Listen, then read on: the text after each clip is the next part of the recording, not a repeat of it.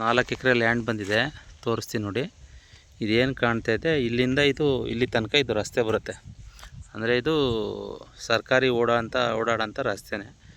ಒಂದು 500 ಮೀಟ್ರ್ ಆಗುತ್ತೆ ಅಷ್ಟೇ.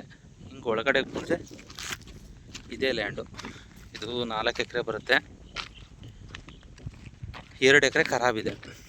4 ಎಕರೆ ಒಳಗಡೆನೆ 2 ಎಕರೆ ಲ್ಯಾಂಡು ಬರುತ್ತೆ. ಒಟ್ಟು ನಿಮಗೆ 6 ಎಕರೆ ಆಗುತ್ತೆ. ಅದರಲ್ಲಿ 4 ಎಕರೆ RTC ಆಗುತ್ತೆ, 2 ಎಕರೆ ನಿಮಗೆ ಎಕ್ಸಸ್ ಸಿಗುತ್ತೆ. ಅದಕ್ಕೆ ನೀವು ಅಮೌಂಟ್ ಏನು ಕೊಡೋಂಥ ಅವಶ್ಯಕತೆ ಇಲ್ಲ. ಅಂದರೆ ಒಳ್ಳೆ ನೀರಾವರಿ ಬೆಲ್ಟು ಸರ್ ಇದು, ರೆಡ್ ಸಾಯಿಲು.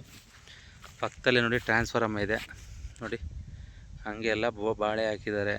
ಒಳ್ಳೆ ನೀರಾವರಿ ಜಾಗ. ಬಟ್ ನಿಮಗೆ NH ರೋಡ್ಗೆ ಒಂದು 2 ಕಿಲೋಮೀಟ್ರ್ ಆಗುತ್ತೆ. ಮೈಸೂರು ಪ್ಯಾಲೇಸ್ ರಿಂಗ್ ರೋಡ್ಗೆ ನಿಮಗೆ 38 ಕಿಲೋಮೀಟ್ರ್ ಆಗುತ್ತೆ.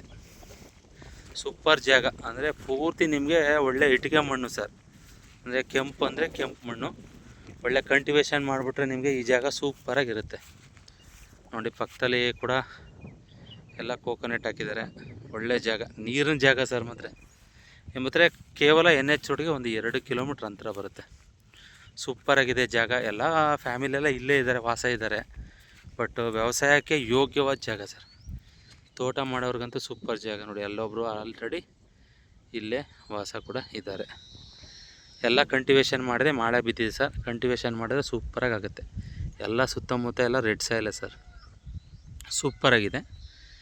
ಏನಾದರೂ ಇಂಟ್ರೆಸ್ಟ್ ಇದ್ದರೆ ಕಾಲ್ ಮಾಡಿ ಸರ್. ಪರ್ ಎಕರ್ 50 ಲಕ್ಷ ಹೇಳ್ತಾರೆ. ಕುಂತ್ಕೊಂಡ್ರೆ ಸ್ವಲ್ಪ ನೆಗೋಷಿಯಬಲ್ ಆಗ್ಬೋದು ಸರ್. 1 ಲಕ್ಷ ಹೆಚ್ಚು ಕಡಿಮೆ ಒಳಗಡೆ ವ್ಯಾಪಾರ ಆಗ್ಬೋದು. ಸೂಪರ್ ಜಾಗ.